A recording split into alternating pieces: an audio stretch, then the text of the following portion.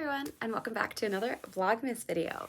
Today I'm going to be talking about my favorite audiobooks that I have listened to in 2023.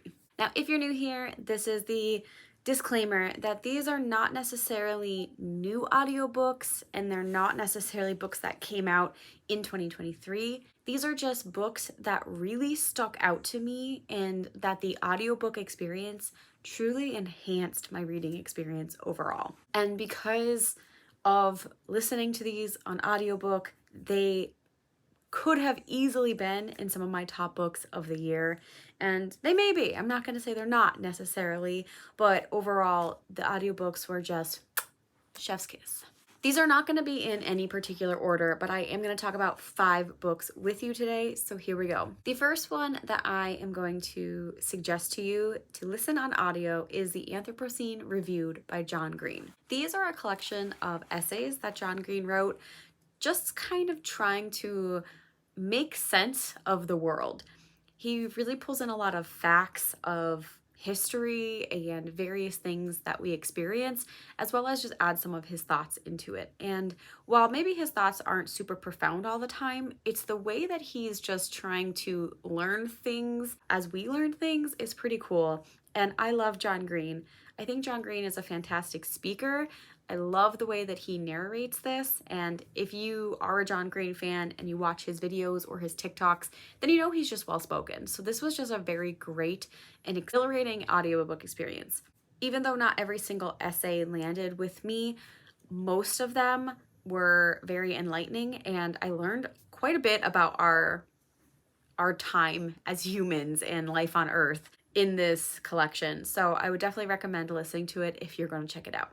Next, I would recommend listening to The Girls of Paper and Fire by Natasha Ngan. So this was a book that I reread through the audiobook experience in 2023. I read the book when it first came out, but then my book club picked it to read this year, and I decided to listen to it just to kind of refresh my memory, and the audiobook was just very well done. Despite this being a high fantasy book and it's in its own world, and there are various terms and things that reading it you can probably get a gist of, I'd never felt lost when listening to this audiobook, and actually I felt like the narrator being able to pronunciate things helped me a lot more to really imagine myself immersed in this world. It was definitely very well narrated. Like, the narrator just has a very soothing voice, and overall I am probably going to continue this series on audiobook. I've never read the series fully. I only read the first book and then I never continued. And even though I have the physical books 2 and 3, I think I'm going to continue listening to them because it was just a very good experience. If you're somebody who struggles with names or pronunciations, I definitely think this is a book that will help with that when you listen to it, because the narrator is very crisp and clear when speaking. Next is probably one of my favorite audiobooks I have ever listened to, and this is actually a series. And that would be Lord of the Rings, narrated by Andy Serkis. This was my first time reading the Lord of the Rings. I have tried to physically read them. It was kind of hard for me, especially when I tried to read them in like high school when the movies were out and I was obsessed. I really wanted to get into the books, but I had a hard time trying to read what he wrote. Tolkien's words are kind of dense at times, and he's very descriptive, and sometimes he's too descriptive. So reading it was a bit of a challenge, but Andy Serkis just made me feel like I was in a movie the entire time. He voices every single character, and he does so well with his accents and his enunciations. Even though, of course, he was Gollum and he did the Gollum voice on point, he also did voices very well for the Hobbits, for Gandalf. I truly thought sometimes that it would have been the actors voicing these with how well Andy Serkis does the voices. He truly has a talent. And overall, I just think, I don't know if I would have completed the series this year had it not been for him and that immersive world he created with his voice alone. So if you are somebody who either never got into Lord of the Rings because of the writing, or you're somebody who wants to reread them but maybe doesn't have the time to reread them, I highly recommend getting the audiobooks with Andy Serkis. It was just truly a wonderful time. For my next recommendation, one of the best audiobooks I read this year was The Firekeeper's Daughter by Angeline Boulley. The narrator for this was brilliant. This was another one similar to Girls of Paper and Fire, and I would even say more so, where there is a lot of Native American language used in this book. And now in the book version, I believe there's a glossary in there, so like pronunciations and things are given to you. But hearing the narrator say all these words made me feel like I was there listening to people talking about it. They were very well done, and it just helped me because I think had I been reading it, I would have ended up skipping over those words because my brain can't always comprehend what it's saying, and it's just like reading a high fantasy sometimes where people like throw these long words in there. The Native American language is beautiful, but they're very long and complicated for somebody who doesn't know anything about Native American languages. I just really appreciated that the narrator nailed the pronunciation and made it feel like I could actually listen and not get bogged down by my brain shutting down while I'm trying to read this word. So that was a huge help. In general, again, the narrator has a very good cadence, a very good tone. She keeps the story moving and engaged, and you're really in the main character's head.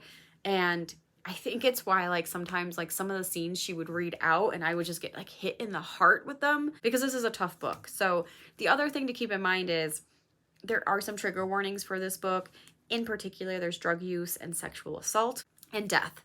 If you feel like you won't be impacted by listening to those, then I would definitely suggest this. I do think the audiobook experience versus reading for certain triggers can be completely different. While, especially with a sexual assault, there's nothing like graphic on the page, it's still, you know what's happening and it's very heavily implied. So that kind of rocked me a little bit listening to that part, but it was still pretty mild, all things considered. So I just wanted to say that. It is in there, and I don't want anyone to go in expecting this to be a super happy and joyful book because it's definitely not. But the narrator does make it worthwhile, and I was very excited and will continue to read books from this author, particularly if the narrator is going to stay the same. And finally, the last book I'm going to recommend for you to listen to on audio is The Adventures of Amina al-Sirafi by Shannon Chakraborty.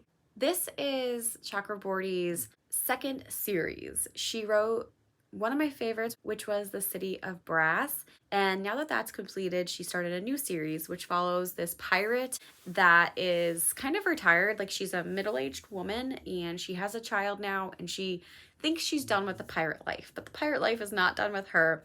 And somebody comes to collect a debt for their deceased son and basically says Amina owes them because her son died on their crew and she needs to go find the granddaughter. So the son who died had a daughter and now she is missing. So Amina gets wrapped up in this, and it is a very fun and full production audiobook. Amina has a lot of asides, like she breaks the third wall sometimes, but it's basically her telling you the story. So sometimes we'll be in the present where she's telling these stories, and sometimes we'll be in the story itself. And the narrator does a really good job where it sounds like she's doing a muffled, like, what do you mean? What are you saying? Oh, they don't need to know that. And then comes back. So like the voice distances itself and sounds muffled and then comes back in. And that was really fun because I think when I was reading a little bit physically, there's no clear indication of when she's breaking the fourth wall. It just is kind of in the text itself. So there's not like an italics, or there's not like an indentation anywhere or a page break. It's just her cutting into the story randomly and talking.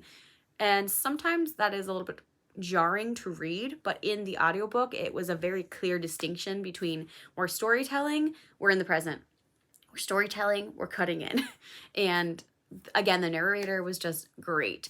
She had a very good voice. She was clear. She brought the story to life, and I just really appreciated the production of it all. Like, it felt like somebody was telling me a story the entire time. And I'm very excited to continue this series when the next book comes out. But overall, it was well worth it, and it was easy to keep up with what was happening in the novel. So there you have it.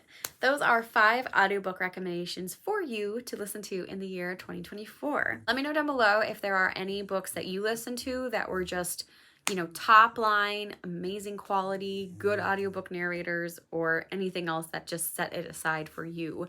And maybe I will check them out in 2024. I'm always on the hunt for a good audiobook. And until my next vlogmas video tomorrow, I'll see you then. Bye!